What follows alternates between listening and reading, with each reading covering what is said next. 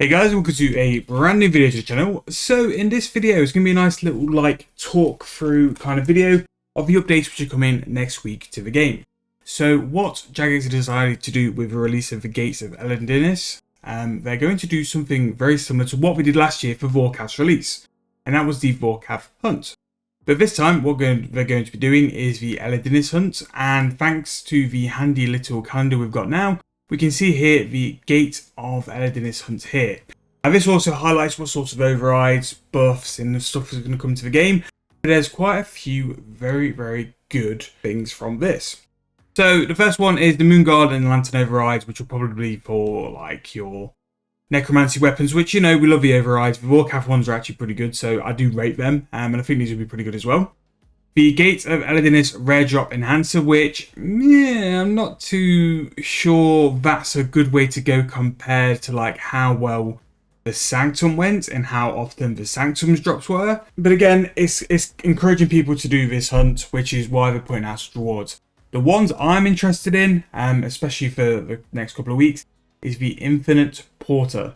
The Infinite Porter, we did it with Vorkath. I think you get it for like 2 weeks, and basically all the porters and all the porter charges you want to use are absolutely free, which not just for a main account, but all forms of account. An Infinite Porter is massive in terms of reward. You can AFK your heart away for as long as you want, and all the porter charges will be free for that 2-week period. And it gives you a chance to go and like stock up on stuff as well. Now, one good thing as well is that it's not got a star next to it like the Skilling Potion Cauldrons, which means that Iron Men should also get the Infinite Porter. Now, that's going to be even more important for an Iron Man because the amount of stuff you need to collect for an Iron Man can be even more reduced. You don't have to waste your time getting all the divination energy or the necklaces with the Infinite Porter. So it's going to be massive for Iron Men as well as normal players. An interesting one which I'm looking forward to see though is the Skilling Potion Cauldrons.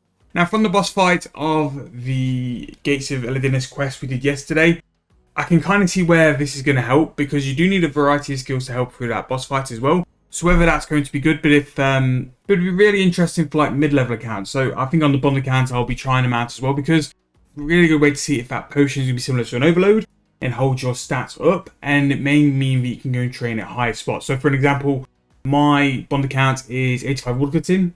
If it gave a woodcutting boost to over 90, could my account go and train on elders for the week instead and combine it with that Infinite Porter? So I can do that as well. But like, there's so many different methods which are popping up as a way to go and train with Infinite Porters. So I thought in this video we'll just go for a couple which that I know of anyway. Obviously the first one and probably the best one is Archaeology. Archaeology is going to just basically print money. Whether you go and restore your artifacts or not, even if you just sit here and camp Archaeology, it is so AFK with the auto screener.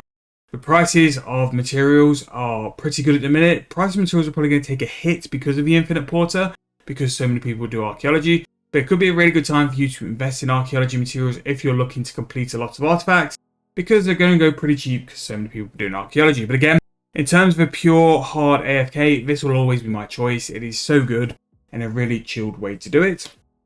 Now, going through various forms of like Reddit threads and like all the other stuff as well, some really good ideas which I've seen. Pure Essence, which I didn't really think about, but Pure Essence at the price it currently is pretty much bank. Same with Gold Ore and Living Rock Caverns as well. Gold Ore can pretty much beat as AFK as Archaeology if you've got the right setup. You're going to need some Juju mining potions and stuff, but if you want me to do a video on that, let me know. Basically, it can just be pure on AFK, and I've actually not done Gold Ore since the Primal Pickaxe is out, so I'd be interested to see how good it is now.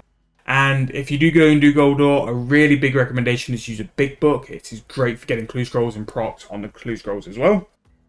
Granite and Sandstone, which I didn't think about until I really thought about it. That Granite and Sandstone will be fantastic for people looking to go and get the Blessed Flask, which is a massive upgrade for any account, but an awful lot of effort to go and do it. But with Sandstone and Granite prices what they are now, even if you're an account looking to go and train some very hard AFK mining, that is a way to make some serious GP and save on the cost of porters as well. You're not spending so much of your profit on porters, so that's a really good benefit there as well.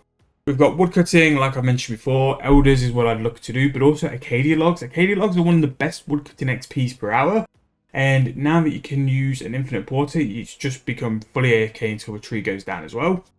You've also got bamboo, normal bamboo, golden bamboo. You don't need to worry about that now, having to bunch it for the invo. You can just full on AFK away and just chill with bamboo. And especially if you've got some more stuff to do with the arc, bamboo is very much worthwhile doing. It's quite good XP as well, actually. I rate bamboo. But fishing, if you need some fishing training as well. Now, fishing, I wouldn't really be using the porter for profit. I would probably be using it for fishing XP and invention XP as well.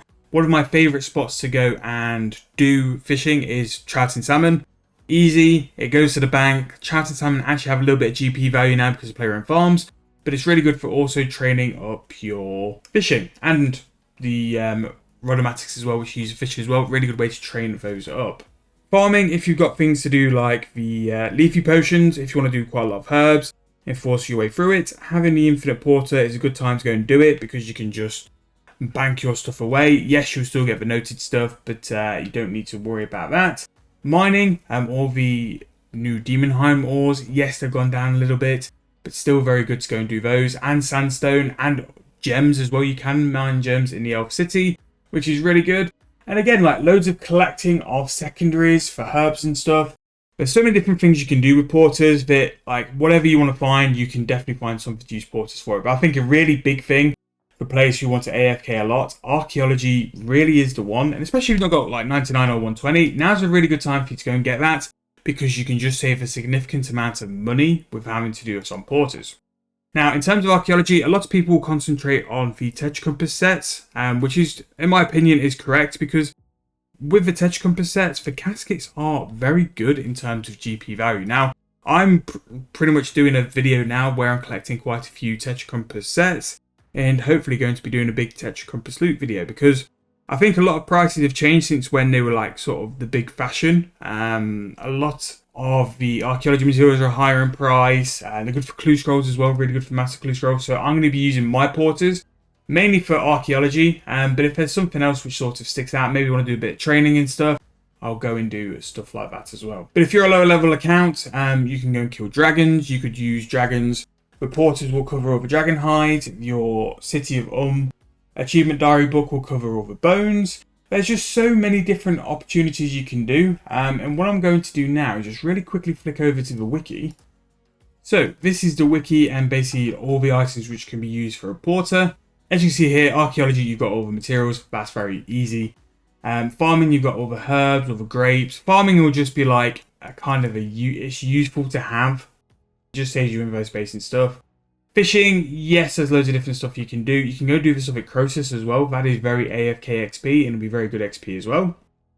But you do have a chance of making a little bit of money with fishing, depending on where you want to go and what you want to go and do. Again, you can do the arc, you can do the wobble gong on the arc, which will be pretty nice. Hunter, yes, there can be things you can do. Some of the furs, which are used for the summoning families, like the Grak, the Kayat and stuff like that, they're pretty high in price, so could be a decent thing to go and do there. Mining, I think, is on par with archaeology, that there's a lot of possibility with mining. Soft clay, doing soft clay in the Elf City is really good as well. Granite, sandstone, gems, all the Demonheim ore, basically everything there. Wood cutting, you've got all this, you've got the Croesus fungus. Acadia logs, I think, will be very good as well. And also elders, for those who really want AFK. And as you see here, loads of different stuff you can go and do. Loads of collection stuff. A really good comment I saw was, I don't know if it was an Iron Man or an actual main. Someone said to go and kill rabbits, which I was thinking it was a bit basic, that. But really, the amount of rabbits you kill per hour, and the fact that they've got such a good price player-owned farms, or if you want to go and fund your own player-owned farms and go and get your own meat yourself, that's a really good thing to go and do for a couple of hours overall, and you can really bring some decent profit out from that. But that's what you need to see this porter as, either a really good way to train some skills at AFK or a really good way to make some profit. But that's going to come on Monday. It's going to be a selection of tasks. I'm pretty sure like you'll have to buy one, you'll have to do a quest, you'll have to do a boss kill. Pretty similar to Warcraft, you'll have to do all these tasks. I think there's 8 tasks in total to go and get it. But we'll be doing it on the day of release as well, running through how we're going to do it, how we're going to do stuff like that. And we'll also be doing boss releases on the day as well. But yeah, this is going to be this video. Hope you guys are looking forward to it. I think the skilling cauldron is going to be really interesting to see. I'm really interested to see how they affect and if they will like overloads and stuff, and if they have a real big impact on the boss as well.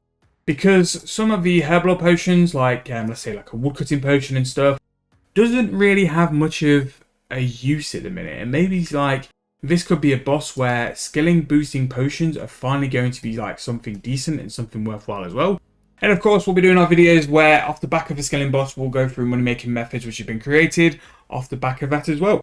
That's going to be the end of this video. A nice little ramble, just going through a few ideas of the ports as well. Hope you guys enjoyed. If you have, please make sure to leave me a like, subscribe to the channel, and I'll see you guys very soon in the next video.